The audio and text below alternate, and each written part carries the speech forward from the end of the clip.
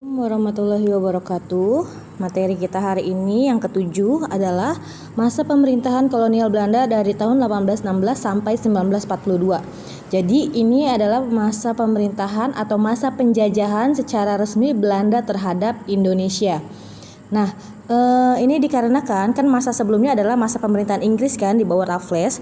Nah, lalu terjadi yang namanya Konvensi London, di mana dalam Konvensi London ini Inggris diharuskan untuk mengembalikan semua wilayah jajahan Belanda yang telah dikuasainya. Jadi pada tahun 1816 akhirnya secara resmi kita mulai dijajah oleh Belanda.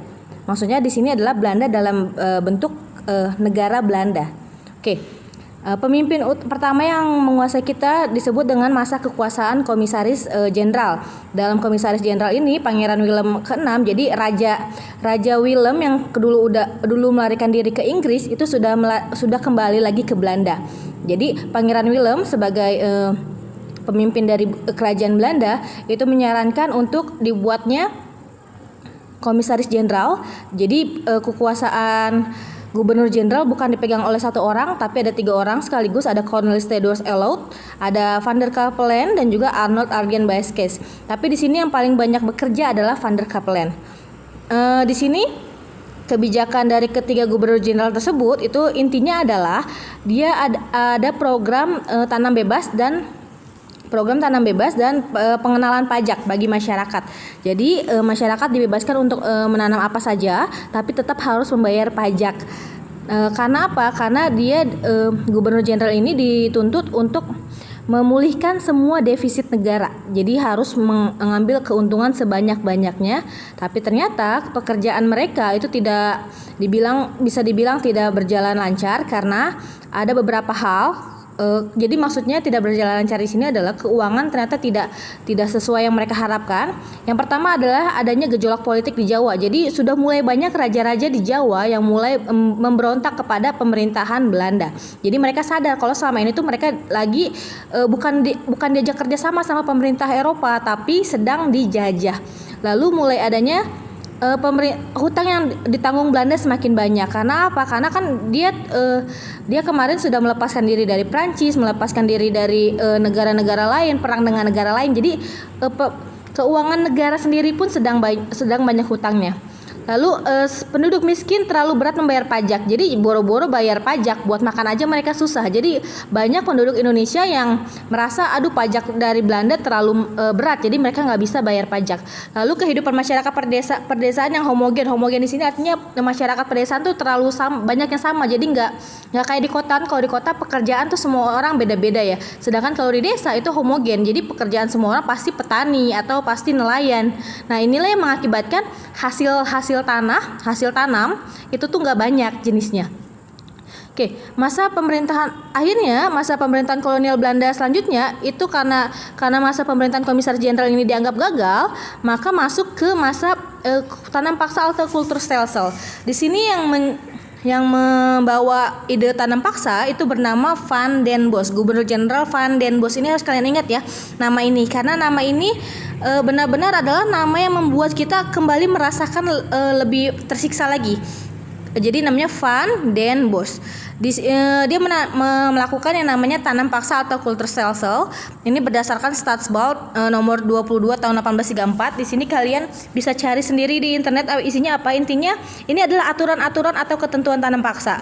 Jadi benar-benar kalau dilihat dari aturannya sih sebenarnya tidak merugikan masyarakat. Karena apa? Seperti salah satu contoh aturannya adalah petani hanya disuruh menyediakan 1/5 dari luas tanahnya untuk ditanam tanaman yang diminta sama Belanda. Jadi awalnya cuma diminta 1/5, tapi dalam pelaksanaannya banyak terjadi penyimpangan. Contohnya tadinya diminta 1/5 buat ditanam tanaman Belanda, tapi ternyata pada pelaksanaannya bukan 1/5 yang ditanam tanaman Belanda, bahkan hampir seluruhnya hanya untuk tanaman Belanda. Jadi mereka nggak bisa menanam tanaman pribadi mereka.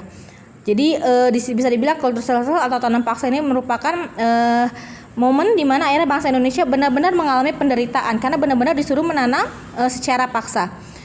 Dan inilah yang akhirnya mengakibatkan pemerintah Belanda sedikit demi sedikit bisa membayar hutangnya. Tapi karena